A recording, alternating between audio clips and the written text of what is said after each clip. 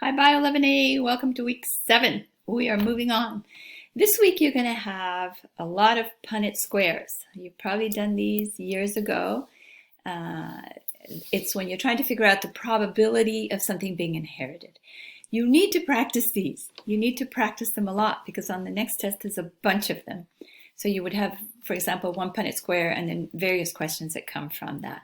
So I've given you some extra practice questions that you don't hand in. I've given you the result of them so you can sort of the key and you can look them up and make sure that you did them right. But practicing those is going to be a big deal because you'll have lots of them. The next one I'm warning you.